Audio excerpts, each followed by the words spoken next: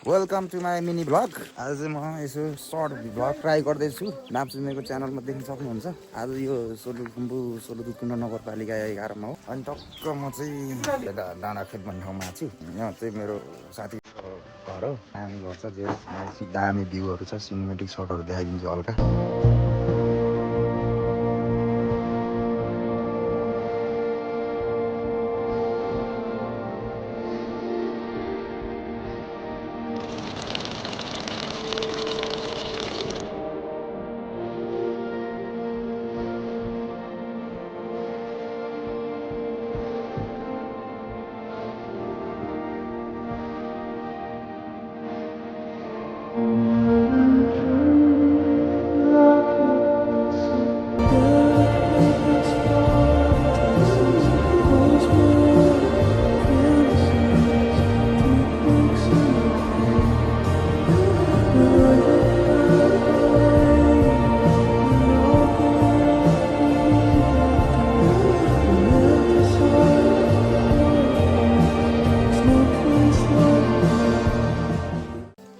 दामी ठाउँ छ। वेदर पनि क्लियर चकिलो। यस्तो पिस ठाउँमा यस्तो क्लियर, अब पिस त नभनौँ तर क्लियर छ। जे होस् आजको वेदर यो तिमीलाई गाविस पहिलाको दामी, अति दामी देखेको छ। आज धोएर साफ गरेर जस्तो भइरहेछ।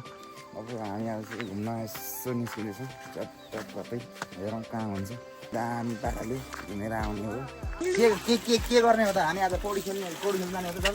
चल्नु कहाँ जाने? आज ठुलुङ्गा पौडी खेल्न जाने हो। खेल्ने ठाउँ होला नि त तल। अनि हिजो अस्ति पानी परेको भले लगेर ल हामी चाहिँ सोलुखुम्बु अब पौडी खेल्न जानेवाला छौँ। हामी तपाईँहरूलाई सोलुखुम्बुको तिङ्ला बेसी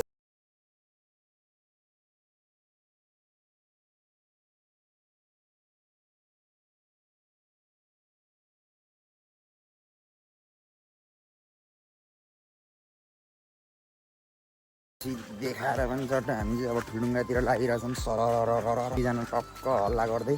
हल्ला त के भन्नु, दुईजना हो के बोल्छन् र। यी अब सोझो भइगए गाउँको। घुम्नु जानु खोजेको चाहिँ म त गाउँको गोटालो भने जस्तो भइरहेको छ। दामी देखिरहेको छ है। आज चाहिँ म डेट भन्नुपर्दा चाहिँ 82 साल वैशाख महिनाको आज 18 गते। अलिकति क्लियर दामी देखिरहेको छ। 2 दिनदेखि पानी एकदम लगातार परेर आज चाहिँ बल्ल पानी रहेर दिन फुलेको हो। फेरि ठुलुङ्गाबाट आज वाइल्ड पौडी खेलेर आइदिनु पऱ्यो। तर सकिन्छ कि त जब पौडी खेल्न सकिन्छ त? सकिन्छ। 8 फुट छ होइन हो, जाडोले क्या जाडोले पौडी त खेलिहाल्छ। तिमी त्यो दम पहिला पनि खेलिसकेको छौ हो? कहिले हौ? अनि त्यो पहिला नै खेलेको त बगाइसक्यो त? कस्तो हुँदैन हो, पोखरी हो नि त ठुलो। हिजो अस्ति पो खेलेको हुनुपर्छ। ठुलो पोखरी हो कि कहिले जाँदैन।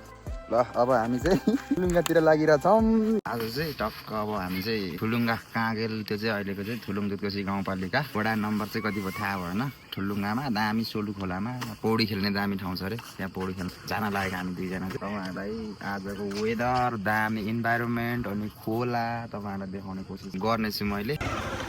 हामी देखाउन जाइरहेका छौँ हाम्रो गाउँ घरको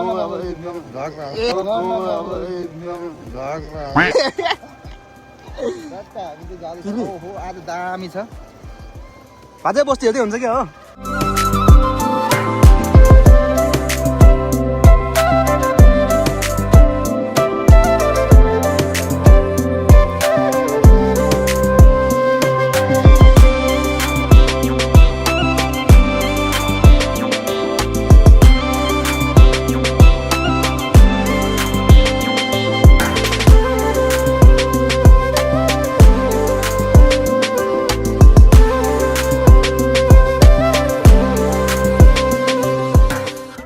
यो चाहिँ पहिला पहिरे, यसलाई चाहिँ के भन्छ, 86को यहाँ अफिस के थियो हाइड्रो पावरको।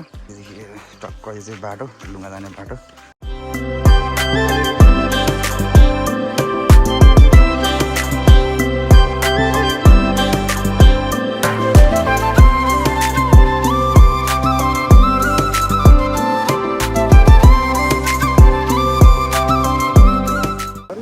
खोला चाहिँ अब सबै खाली गरिसके, हाइड्रो पावरमा लगाइसके पानी। खोला सुनसान रहेछ। पहिला पानी कालै बग्ने खोला चाहिँ अहिलेको रिसेन्ट सिचुएसन चाहिँ यस्तो छ, यो पहाडहरू यस्तो दामी छ यहाँ चाहिँ, तर खोलाहरू आएर एकदम बिग्रिसकेर रहेछ अहिले चाहिँ। वा पहाड वा यो हो नि त, पहाडहरू अति एडभेन्चरस छ, रक क्लाइम्बिङ गर्ने टाइपको छ। आज चाहिँ नर्मल स्विमिङ गरिन्छ, अलिकति भए पनि एडभेन्चर नै जस्तो हो।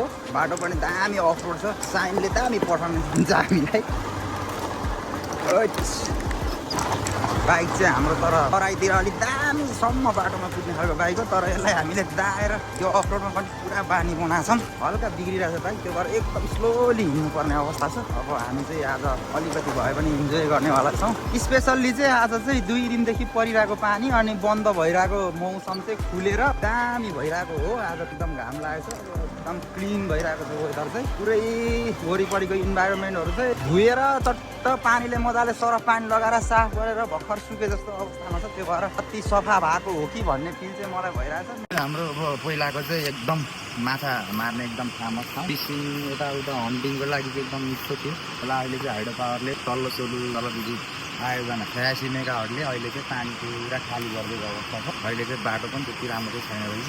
अब कुण्ड नगरपालिका 11 नम्बर वडालाई छोडेर दुलुङदुकुसी गाउँपालिकातिर तीर्थम अब यो खोला परेको के भन्छ यसलाई, डेली ब्रिज त भन्छ कि भन्दैन, खै अब नाम त राम्रो थाहा भएन।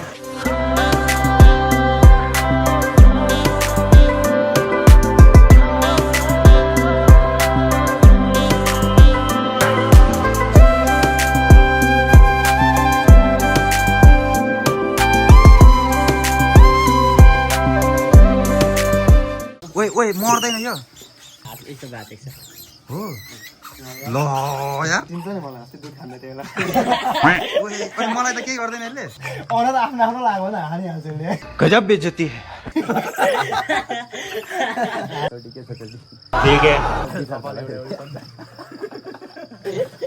अब ताक्नु चाहिँ के गर्दैन फेरि आशीर्वाद ल्याउ न, जय सा जबले आफ्नो हजुरबाबाट आशीर्वाद दिन्छ। ओए जाजा भन्दैछ मलाई, जाजा भन्दैछ मलाई। ओए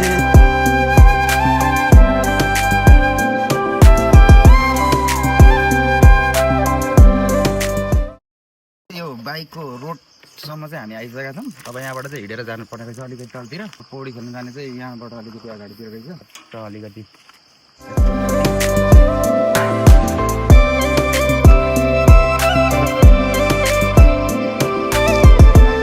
आउँछ नि।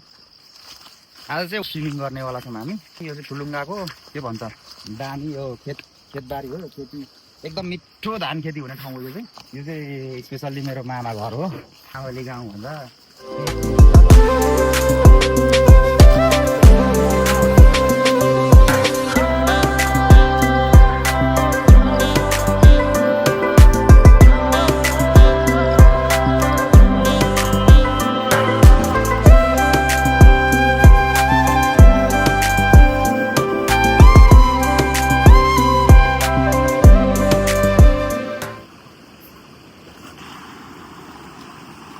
अब स्पेसल्ली यो चाहिँ पहिलाको चाहिँ सोलु खोला अब फेमस त्यस्तो धेरै त होइन, नर्मल। तर पहिला चाहिँ तपाईँहरूले अब यसरी हामीले चाहिँ भिडियो बनाउन ओर्न पनि सकिँदैन थियो, माइक चाहिन्थ्यो होला सायद। पहिला एकदम ठुलो खोला आउँथ्यो। यो खोलाको तपाईँहरूले यसको स्ट्रक्चर देखिरहनु भएको छ, एकदम ठुलो छ, पानी चाहिँ एकदम ठुलो आउँथ्यो। अहिले चाहिँ अब हाइड्रो पावरले गर्दा पानी लगिसकेको छ, उताबाट सुरुङभित्र लगेर लगिसकेको छ। त्यो चाहिँ रको थोरै पानीमा हल्का फुल्का स्विमिङ गरेर हल्का इन्जोय गरौँ आजको दिनलाई भनेर आएछौँ। Okay let's go.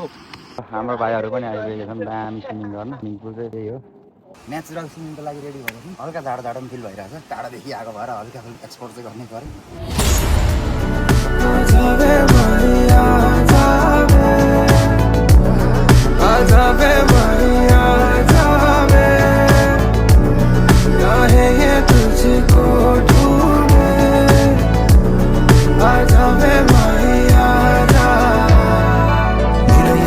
തോരാഴങ്ങൾ പോലൻ മറയില്ലാതെ മായാതെ ലോകം പിടിയില്ലാതെ പാരാകെ വാനില്ലൂർന്നു പകലില്ലാതെ പായുന്ന ലോകം മനമില്ലാതെ മാറാതെ പാരും അഴകില്ലാതെ വിണ്ണായി മാറും ഏരമോ മാനം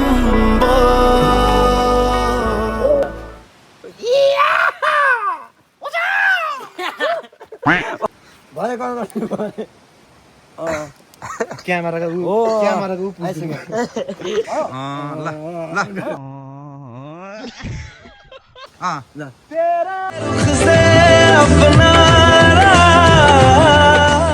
सम्पूर्णमा हाइली रिकमेन्डेड समटाइम्स स्विमिङ गर्नु होला, एक्सप्लोर गर्नु होला आफ्नो गाउँठाउँ दामी पहाडहरूको एक्सप्लोर गर्नु होला। हल्का कहिलेकाहीँ रेनी वेदरमा पनि टक्क बसेर आफ्नो मनको पीडाहरूलाई पखाल्नु होला। समटाइम्स यसरी स्विमिङ गरेर आफ्नो इनर्जीलाई पनि अलिकति ग्रो अप गर्नु होला।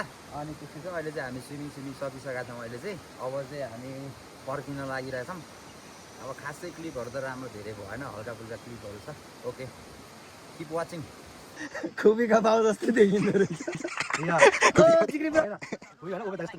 भाइ लाइसेन्स